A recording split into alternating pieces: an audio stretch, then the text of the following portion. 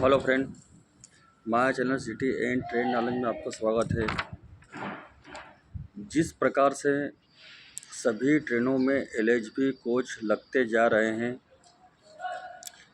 और मैंने आपको यह वीडियो पहले भी बना चुका हूँ, ताकि जैसे बहुत सारी ट्रेनें हैं, जैसे अवंतिका हो गई, इंदौर पटना, महाकाल, पुष्पक और एपी एक्सप्रेस, तमिलनाडु, कालका, हावड़ा मेल और अनगिनत ट्रेनें जो हैं जिनमें एलएचबी कोच लग चुके हैं।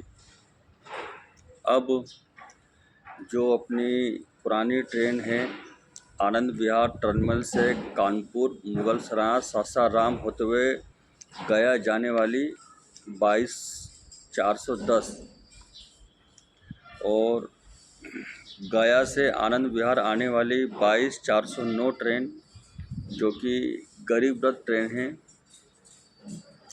और उसको भी एलएचबी कोच कर दिए गए हैं। अब 13 अप्रैल से जो ट्रेन रवाना होंगी, यानी कि आज 12 तारीख है और कल 13 अप्रैल है, कल से जो भी नई ट्रेनें जितनी भी रवानी होंगी गरीब रथ, सब एलएचबी कोच के साथ ही चलेंगी। क्योंकि एलएचबी कोच इसलिए लगाए गए हैं क्योंकि उसमें ट्रेनों की रफ्तार बढ़ जाती है और ट्रेनें जो 100-110 पर चलती हैं वो ट्रेनें 130 और 140 किलोमीटर की रफ्तार से चलने लगती हैं एलएचबी कोच लगने के बाद। और इसके फ़ायदे यह हैं कि जो कि पुराने डब्बे जो रहते थे उसमें ट्रेन जब तीव्र गति से चलती थी तो वो ट्रेन जब बहुत ज़्यादा बबलिंग करती थी, हिलती थी, उसमें आवाज़ें बहुत आती थी। और एलएचबी कोच जो हैं इसमें क्या रहता है कि ट्रेन जितनी फास्ट चलती है इसमें ना ज़्यादा बबलिंग करती है ना हिलती है, और इसकी जो आवाज़ रहती है वो भी नॉर्मल आती है, ज़्यादा तेज़ आवाज़ नहीं आती। और सबसे बड़ी बात है कि इन ट्रेनों में ये जो एलएचबी कोच हैं इसमें दुर्घटना बहुत कम होती है, नाम मात्र की। इसलिए सरकार यह इतना घाटा खा के इतने हर ट्रेनों में एलएचबी कोच लगाने का मतलब यही है। अब आप लोग सोच रहे होंगे कि यह ट्रेनों में बहुत लोगों को तो मालूम ही नहीं था कि एलएचबी कोच होते क्या हैं, क्यों लगाए जा रहे हैं, पुराने डब्बे ये कैसे क्या। तो यह जानकारी उनको भी जानना बहुत ज़रूरी है कि एलएचबी कोच क्या होते हैं।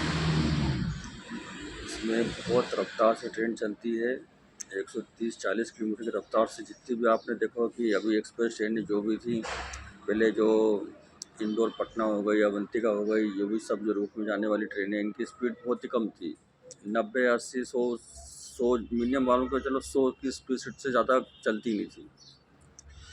अब एलएचबी कोच लगने के बाद यह 130 और 140 की रफ्तार से दौड़ सकेंगी, क्योंकि जिनमें एलएचबी कोच लग चुके हैं वो इसी रफ्तार से चलती हैं।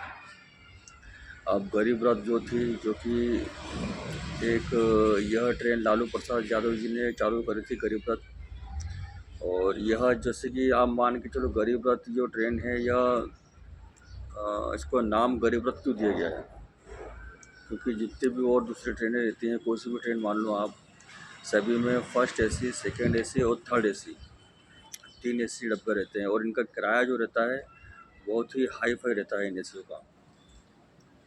और जो गरीब रथ चालू कर इसलिए करेगा क्योंकि गरीब रथ में जनरल डब्बे नहीं होते हैं, स्लीपर नहीं होते हैं, सिर्फ first AC, second AC, third AC.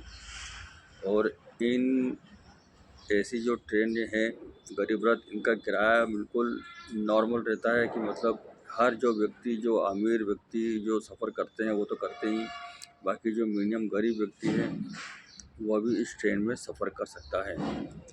क्योंकि अदर दूसरी ट्रेनों में तो इतना एसी का, फर्स्ट एसी, सेकेंड एसी का, फर्स्ट एसी में तो अधिकतर मंत्री और विधायक लोग ही सफ़र करते हैं, जो बड़े बड़े बिजनेसमैन रहते हैं।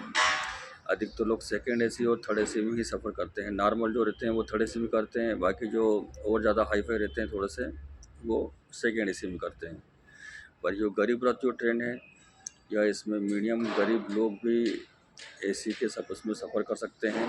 ज़्यादा डिफरेंस स्लीपर और इसमें मुश्किल से 400-500 रुपये का डिफरेंस रहता है, ज़्यादा नहीं रहता है।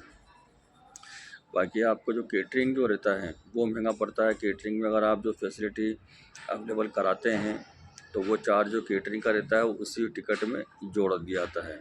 इसलिए आपको ऐसा लगता है कि यह टिकट महंगी हो गई है।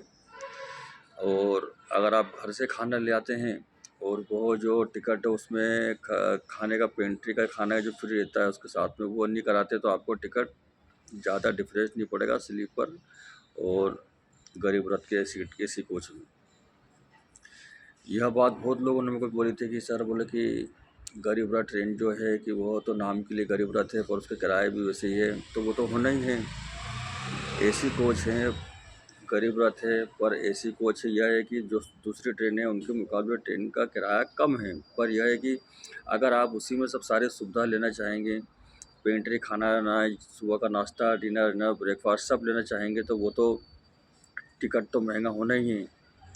आप यह फैसिलिटी नहीं लेंगे तो स्लीपर से मात्र 300-400 रुपये ज़्यादा लगते हैं उसमें, थर्ड एसी वाले डब्बे में।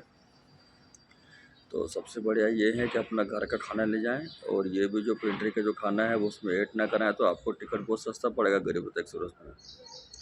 और यह अब पहले भी यह ट्रेन 100 के ऊपर ही चलती थी। अब LHB कोच लगने के बाद में कल से जो ट्रेनें गरीब रथ चालू हो रही हैं वह ट्रेनें सब 120, 130 और 140 की रफ्तार से कम नहीं दौड़ेंगी, उससे तेज़ी दौड़ेंगी। तो यह मैंने आपको पूरी जानकारी दी है गरीब रथ के बारे में। और मेरा अगर और आप मुझसे कुछ जानकारी चाहते हैं, कुछ भी किसी प्रकार की भी, तो आप कमेंट सेक्शन में ज़रूर लिखेंगे मुझे यह जानकारी चाहिए, वीडियो बनाना है, तो मैं उस विषय में भी वीडियो बनाऊँगा। और आपको मेरा चैनल है सब्सक्राइब ज़रूर करें ताकि मैं आगे से आगे आपके अच्छी वीडियो बनाता रहूँ।